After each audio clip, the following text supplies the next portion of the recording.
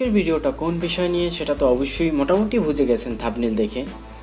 তো সাধারণত আমরা মধ্যবিত্ত যারা আছি তারা কিন্তু একটা আইফোন কেনার সামর্থ্য থাকে না, তাই শখ পূরণের জন্য কিন্তু মাঝে মধ্যে ইউজড ফোন অথবা পুরনো ফোন ক্রয় করি। কিন্তু অবশ্যই আইফোন সম্পর্কে যদি আমরা না জেনে আইফোনটি ক্রয় করি তাহলে কিন্তু ওই যে আমাদের যে কষ্ট করা টাকা সেটা কিন্তু বিফলে যেতে পারে।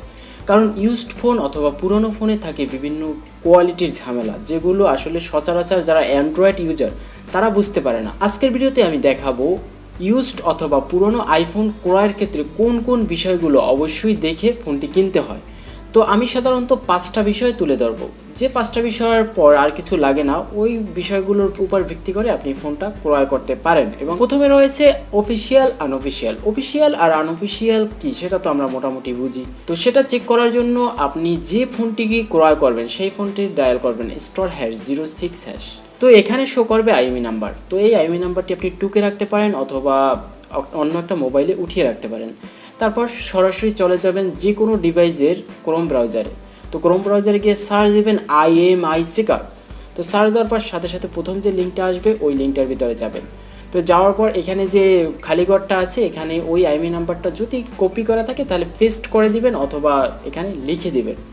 তো লেখার পর যখন আপনি চেকে দিবেন এখানে একটু ভেরিফাই করতে হবে। তো আই এম নট রোবটের উপরে ক্লিক দিয়ে আপনি একটু ভেরিফাই করে নেবেন, সাথে সাথে এই মোবাইলটার ডিটেলসটা এসে যাবে। যদি ফোনটি অফিসিয়াল হয় তাহলে ফোনটির টোটাল ডিটেলস এসে যাবে, ফোনটির মডেল, আইএমই নাম্বার, আরও অনেক কিছু টোটাল তথ্যই এসে যাবে। এবং ফোনটি যদি অবৈধ হয় তাহলে কিছুই আসবে না, ইনভ্যালিড আইএমই। তো অবশ্যই এখান থেকে বুঝতে পারবেন ফোনটি অফিসিয়াল কিংবা আনঅফিসিয়াল কিনা। তারপর দ্বিতীয় নম্বর হচ্ছে অ্যাপেল চেকার সাইট।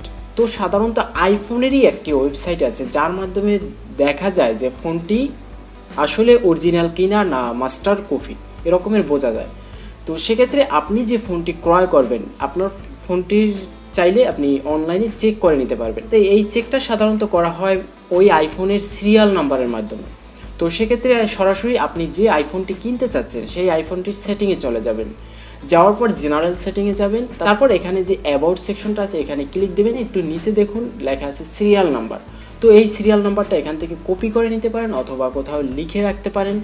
লিখে তারপর সরাসরি চলে যাবেন ক্রোম ব্রাউজারে, গিয়ে সার্চ দেবেন আইফোন চেকার।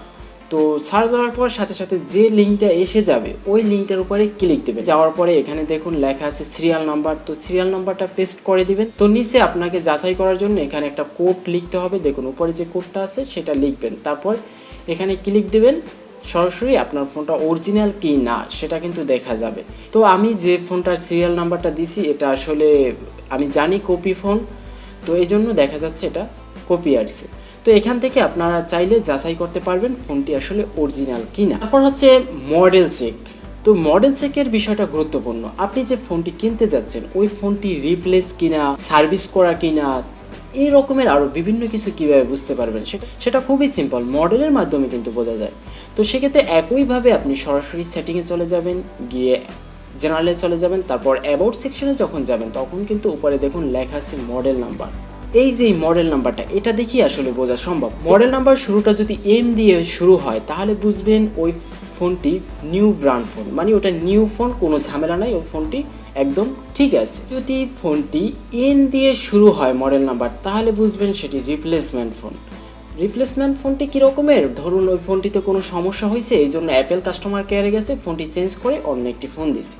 তো দেখুন এই ফোনটি আমার কিন্তু রিপ্লেসমেন্ট ফোন, কারণ এন দিয়ে যখন শুরু বোঝা যায় যে এটা রিপ্লেসমেন্ট। যদি আপনার ওই সিরিয়াল নাম্বারটা এফ দিয়ে শুরু হয় তাহলে বুঝবেন ওটাই রিপাবলিশ ফোন। তো রিপাবলিশ ফোন বলতে বোঝা যায় যে ওই ফোনটিতে কোনো একটা সমস্যা ছিল, যেমন ক্যামেরায় প্রবলেম ছিল, ডিসপ্লে প্রবলেম ছিল, মাউথ স্পিকার প্রবলেম ছিল, ওই ফোনটি তারা ওখানে গিয়ে ঠিক করে তারপর আবার দিছে। তারপর চতুর্থ নাম্বার হচ্ছে চেক মোবাইল অল সফটওয়্যার। আইফোনের এমন একটি সিস্টেম আছে যার মাধ্যমে দেখা যায় ওই ফোনটির display change, mouth speaker change, battery change এগুলো হয়েছে কি না সেটা আপনি খুব সহজেই দেখতে পারবেন। সেক্ষেত্রে আপনার একটি পিসি অথবা একটি ল্যাপটপ লাগবে। তো প্রথমে আপনি পিসি এবং ল্যাপটপের আপনার ফোনটি কানেক্ট করবেন। তারপর সরাসরি ক্রোম ব্রাউজারে চলে যাবেন, গিয়ে সার্চ দেবেন 3U টুলস। লেখার পরে প্রথম যে লিঙ্কটা আসবে সেটার উপরে ক্লিক দেবেন। দেখুন এখানে একটা সফটওয়্যার শো করছে, তো এই সফটওয়্যারটা ডাউনলোড করতে হবে। তো আমার অলরেডি ডাউনলোড করা আছে। তারপর ডাউনলোড করার পর এটাকে ওপেন করে নিতে হবে। তো ওপেন করার পরে এখানে দেখুন, এখানে একটু অ্যালাউ চাইতে পারে, তো অ্যালাউগুলো দিয়ে দেবেন। তারপর সাথে সাথে দেখুন ফোনের টোটাল ডিটেলস এসে যাবে। এখানে এই ফোনটা কতবার চার্জ দেওয়া হয়েছে সেটাও দেখতে পারবেন। এছাড়াও ব্যাটারি হেলথ, ডিসপ্লে, দেখুন এখানে যত সবুজ টিক দেওয়া আছে এগুলো আসলে 100%, এই জন্য সবুজ টিক। এখন যদি এখানে কোনো ব্যাটারি চেঞ্জ, ডিসপ্লে চেঞ্জ থাকতো তাহলে এই যে টিক মার্ক থাকতো না, এখানে ক্রস থাকতো। এখন এখানে যদি ক্রস থাকে তাহলে বুঝবেন যে কোনো একটা ঝামেলা আছে ডিসপ্লে অথবা অন্য কিছু চেঞ্জ করা হয়েছে। তো এটার মাধ্যমে আপনি 100% বুঝতে পারবেন যে আসলে এরকমের ঝামেলা হয়েছে কিনা। তারপর 5 নম্বরে হচ্ছে ডিসপ্লে চেঞ্জ। সাধারণত বর্তমানে যে মার্কেটে আইফোনগুলো আসে, এই আইফোনগুলো কিন্তু ডিসপ্লে চেঞ্জ করা হয় কমন, কারণ ফোনের ডিসপ্লে স্বাভাবিক ভাঙ্গেই যাইতে পারে। তো সেক্ষেত্রে কীভাবে বুঝবেন ডিসপ্লে চেঞ্জ করা হয়েছে কিনা? তো ডিসপ্লে চেঞ্জ করা হয় কিনা সেটা আপনি দুইভাবে বুঝতে পারবেন। একটা হচ্ছে টার্ন টিউন। টার্ন টিউন বলতে বোঝায়, দেখুন উপরে যদি আমি টান দিই তাহলে এখানে দেখুন ডিসপ্লের দুইটা অপশন আসছে।